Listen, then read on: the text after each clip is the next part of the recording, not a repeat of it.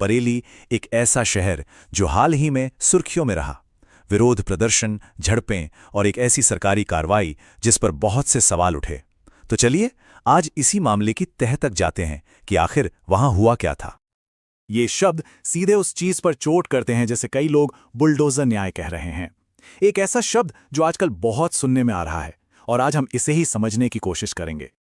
तो सबसे बड़ा सवाल यही है, आखिर बरेली की सड़कों पर बुलडोजर कर क्या रहे थे?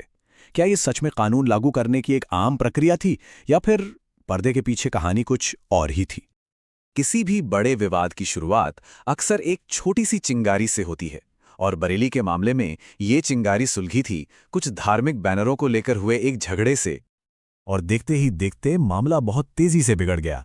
एक विवाद जो कानपुर में बैनरों से शुरू हुआ था वो बरेली में एक बड़े विरोध प्रदर्शन की वजह बन गया, और जैसे ही पुलिस ने दखल दिया, शांतिपूर्ण प्रदर्शन ने हिंसा का रूप ले लिया। अब हिंसा शुरू कैसे हुई, इस पे दो बिल्कुल अलग अलग कहानियां सुनने को मिलती हैं।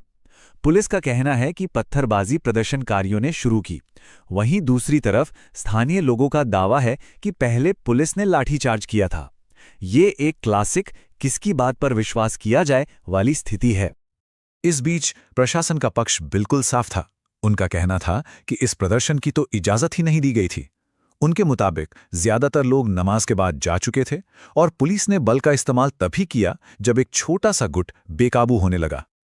इन झड़पों के बाद जो हुआ वो राज्य की तरफ से एक तेज और जबरदस्त जवाबी कार्रवाई थी। सोचिए, सिर्फ कुछ ही दिनों के अंदर 83 लोगों को गिरफ्तार कर लिया गया, और ये कोई आम गिरफ्तारियां नहीं थी। इनमें विरोध के कुछ मुख्य आयोजक भी शामिल थे। ये एक साफ संदेश था कि प्रशासन पीछे हटने के मूड में बिल्कुल नहीं है। लेकिन बात सिर्फ गिरफ्तारियों तक नहीं रुकी। अधिकारियों ने पूरे शहर का इंटरनेट बंद कर दिया, एक स्पेशल इन्वेस्टिगेशन टीम यानी SIT बना दी, और यहां तक कि विपक्षी नेताओं को भी शहर में घुसने से रोक दिया। एक तरह से पूरे शहर की नाकेबंदी हो गई थी। और इन सब के बाद पिक्चर में आए बुलडोजर। जरा तसव्वुर कीजिए, एक सुबह कोई उठे और देखे कि उसका कारोबार, उसका मैरिज हॉल मलबे के ढेर में बदल गया है। कुछ ऐसा ही हुआ डॉक्टर नफीस अहमद और इस्लाम अहमद जैसे लोगों के साथ, जिन दोनों पर हिंसा में शामिल होने का आरोप था। तो सरकारी वर्जन क्या था? उनका कहना था कि इसका विरोध प्रदर्शन से कोई लेना देना नहीं है, ये तो बस बिल्डिंग के नियमों को लागू करने की कार्रवाई थी, क्योंकि ये इमारतें इलीगल थीं। लेकिन कार्रवाई का समय इस टाइम पर होना अपने आप में काफी सवाल खड़े करता है। और यहीं से कहानी एक बड़ा मोड़ लेती है। सवाल उठता है कि क्या बरेली में जो हुआ वो एक अकेले शहर की घटना थी, या फिर ये उस बड़े पैटर्न का हिस्सा है जो पूरे देश में दिख रहा है। जरा इस नंबर पे गौर कीजिए, 1,07,000 से भी ज्यादा। ये सिर्फ एक आंकड़ा नहीं है। फौज मीडिया की रिपोर्ट के मुताबिक ये उन घरों की संख्या है जो 2023 में पूरे भारत में गिरा दिए गए। ये एक चौंका देने वाली संख्या है जो इस मुद्दे की गंभीरता को दिखाती है। और रिपोर्ट्स एक चिंताजनक पैटर्न की तरफ इशारा करती हैं।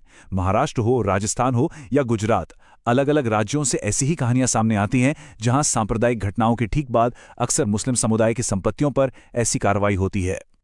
और ये सिर्फ स्थानीय रिपोर्ट्स नहीं हैं। यूनाइटेड नेशंस के मानवाधिकार विशेषज्ञ भी इस पर नजर बनाए हुए हैं। उन्होंने कहा है कि हालांकि इस बुलडोजर न्याय का असर हिंदू परिवारों पर भी पड़ा है, लेकिन मुस्लिम समुदायों को असमान रूप से निशाना बनाया गया है। तो ये सब हमें एक बुनियादी कानूनी सवाल पर लाकर खड़ा कर देता है, क्या इस तरह से घरों को तोड़ना कानूनी तौर पर सही है, और देश की अदालतें इस बारे में क्या कहती हैं? तो ये बुलडोजर न्याय आखिर है क्या? आसान शब्दों में समझें तो ये वो स्थिति है जब सरकार अदालत के फैसले का इंतजार किए बिना किसी अपराध के आरोपी की प्रॉपर्टी को सजा के तौर पर गिरा देती है। अब ऐसा बिल्कुल नहीं है कि किसी का घर गिराने के लिए कोई नियम कानून नहीं है।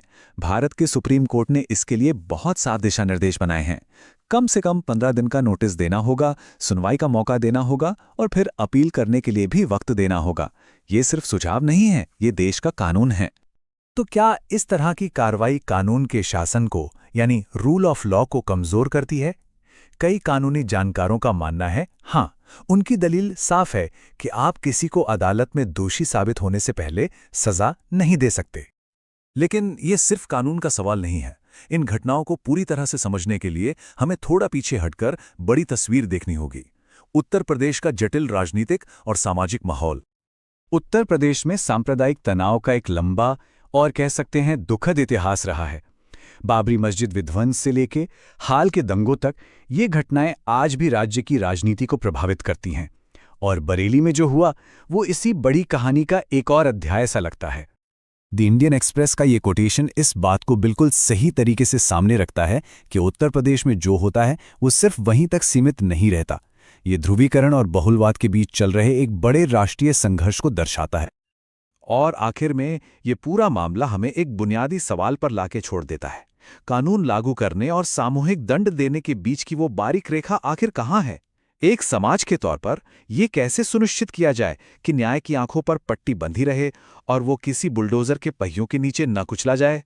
ये एक ऐसा सवाल है जिसका सामना सबको करना होगा।